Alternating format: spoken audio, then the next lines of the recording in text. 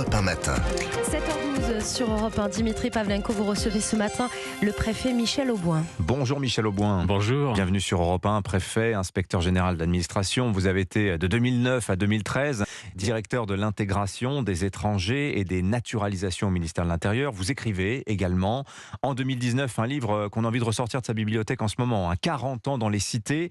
Et cette année, le défi d'être français, tous deux publiés aux éditions Presse de la Cité. On sollicite votre expertise ce matin sur Europe 1, Michel Auboin, après cette troisième nuit d'émeutes dans ces cités que vous avez sillonnées pendant toute votre carrière. On s'interroge sur ce que signifie cette explosion de violence. N'a-t-elle à voir qu'avec la mort du jeune Naël? Avec qui, avec quoi les émeutiers règlent-ils leur compte? C'est le vendredi thématique de la rédaction d'Europe 1. Michel Auboin, on est face à quoi ce matin? Une émeute? Une insurrection? Qu'est-ce que... Alors, on est face à une émeute.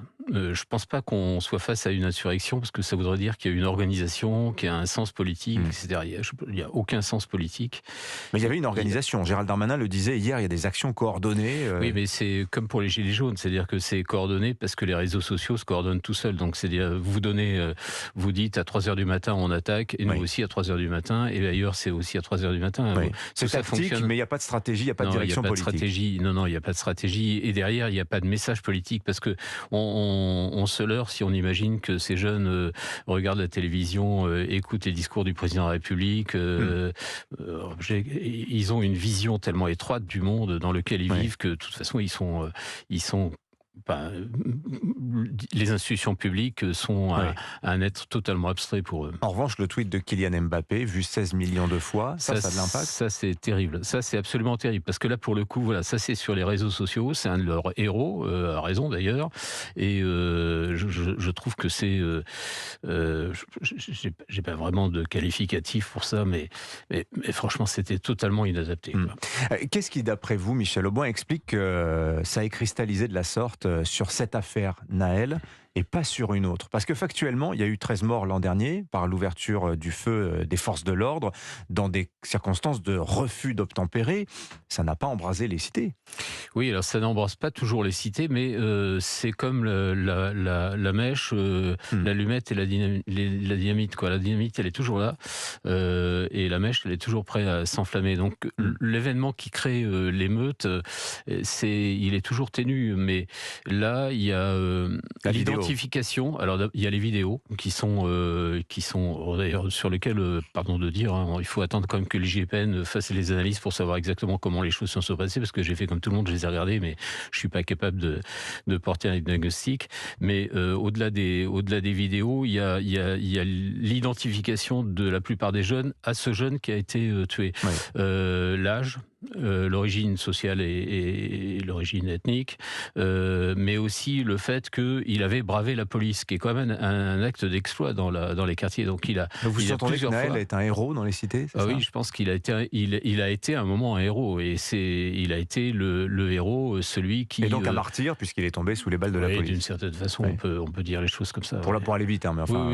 Non, mais on peut dire les choses comme ça. Donc le phénomène est un phénomène d'émotion collective, irrationnelle, complètement irrationnelle, et donc du coup difficile à encadrer. Alors une phrase entendue à la télévision m'a laissé perplexe, Michel Auboin, je voudrais vous faire réagir. C'est une femme qui connaissait le jeune Naël, donc elle interviewait à Nanterre, le micro lui est tendu par un journaliste, et elle dit, cette femme, c'est un enfant, il était en règle dans le quartier. Il était en règle dans le quartier. Sous-entendu, il y a une loi du quartier, et Naël la respectait, mais semble-t-il, la loi en général, c'était pas forcément le cas. Mais c'est tout à fait intéressant, parce que c'est bien ça le sujet, quoi. On avait écrit il y a quelques années les territoires perdus de la République, mais c'est pas vraiment des territoires perdus de la République, c'est des territoires qui relèvent d'un droit qui n'est pas celui du droit de la République. C'est plutôt ça le sujet. C'est-à-dire que se sont créées à l'intérieur de ces quartiers des règles qu'effectivement chacun respecte, mais qui ne sont pas du tout nos règles de vie commune. Évidemment, on fait tous le parallèle depuis 3 jours avec les émeutes de 2005. Michel Auboin, vous les avez vécues au plus près à l'époque. Ça vous paraît opérant, cette comparaison? Est-ce que c'est plus grave aujourd'hui qu'il y a 18 ans? C'est en fait, depuis qu'on étudie ces phénomènes d'émeutes urbaines, c'est-à-dire depuis les années, le milieu des années 90, parce que nous, on avait sorti un rapport au ministère de l'Intérieur en 95 sur le sujet. Depuis, c'est toujours le même schéma, donc les mêmes causes qui produisent les mêmes effets. Donc là-dessus, on n'avait pas de... Il était absolument prévisible qu'après la mort de ce garçon et dans ces circonstances-là, on aurait une suite d'émeutes. Alors les causes, quelles sont les causes justement? Les causes, c'est toujours une cause émotionnelle. C'est ce que une sociologue avait qualifié d'émeute de la mort, c'est-à-dire la mort d'un jeune provoque aussitôt une émotion irrationnelle d'une certaine façon, mais une émotion très forte Oui. dans le milieu des jeunes, et aussitôt le quartier s'enfle. Alors la seule Est-ce que différence, ça a vraiment un lien? Enfin, je vous pose la question parce que Pascal Bruckner dans le Figaro Ouais. dit la mort tragique du jeune Naël n'est qu'un prétexte. Quand on voit que cette nuit on va piller des magasins Nike, on va piller un McDonald's, on va voler des motos dans une concession Yamaha. Enfin, franchement, Ouais. ça n'a plus rien à voir avec Naël. Oui, mais c'est parce que c'est pas une revendication. Je pense qu'il y a une lecture politique qui est fausse du sujet. C'est pas une revendication. Et quand ils vont piller un magasin de moto en dehors des émeutes, ils pillent aussi. Donc, d'une certaine façon, simplement, ça amplifie le phénomène. Je veux dire, Mais là, il y a des voitures brûlées, il y en a quand même toutes les nuits en France. Donc là, il y a une opportunité, et c'est une façon de s'exprimer. Profondément stupide, mais c'est une façon de s'exprimer, c'est sûr. Alors pour finir de répondre à la question, qu'est-ce qui a changé depuis 2005? C'est l'éparpillement des quartiers, y compris dans les villes moyennes de province. Donc le fait que... En 2005, on voyait pas ça dans des villes de 10-15 000 habitants. En 2005, ce qui a fait la cohésion du groupe, c'est le téléphone portable qui s'était généralisé dans les quartiers. Et donc en fait, c'est des réseaux ou familiaux ou des réseaux de business qui ont fait que les jeunes étaient en contact les uns avec les autres. Aujourd'hui, c'est TikTok et les réseaux sociaux qui font le lien entre les quartiers, et des quartiers, on en a partout en France. Et donc le feu va prendre dans tous les territoires. On a l'impression que les cités aujourd'hui, elles tiennent sur deux jambes, Michel Auboin, l'islam et le crime organisé. Je lisais un policier dire les quartiers les plus en pointe, comme par hasard, sont ceux où l'action policière est la plus résolue contre le trafic de drogue. C'est caricatural ce que je viens de dire, ou vous validez? Non, c'est pas caricatural. Alors les deux phénomènes sont pas liés. L'islam d'un côté et le trafic de drogue de l'autre. Le trafic de drogue, c'est une calamité française. Et je veux dire, à un moment ou un autre, il faudra quand même faire quelque chose pour y mettre fin, ou en tout cas le réguler. Pas seulement envoyer en Belgique, aux Pays-Bas, partout. Oui, mais on est quand même les champions d'Europe de la consommation de drogue dure, et en particulier de cocaïne. Et c'est ça qui est en train de pourrir la vie des quartiers aujourd'hui. Dans ça, quand même, il faudra qu'à un moment ou un autre, on mette en place des actions comme d'autres pays l'ont fait. Je ne veux pas dire qu'ailleurs, aux États-Unis en particulier, on ait réussi avec la DEA, mais il n'empêche que nous, on n'a même pas le système qui permettrait de lutter contre ces drogues. Donc ces trafics qui génèrent des milliards de revenus annuels, ça, c'est le premier sujet. L'islam est un autre sujet, et il n'est pas lié quartier par quartier.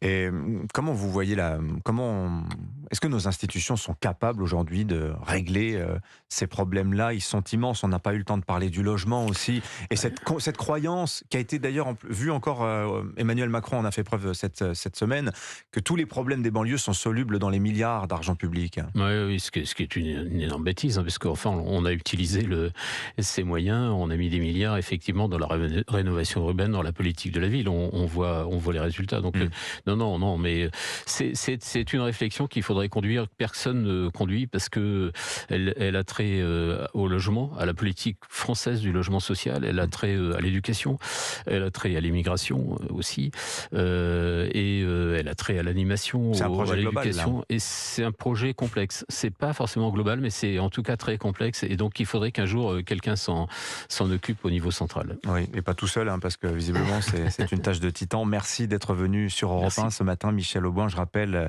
vos deux ouvrages, le dernier, Le défi d'être français, qui parle de l'intégration, et le précédent, 2019, qui mériterait peut-être une mise à jour, mais en l'occurrence ça se lit encore extrêmement bien, on y apprend plein de choses. 40 ans dans les cités, les deux parus aux éditions Presse de la Cité. Bonne journée à vous, Michel Auboin. Merci.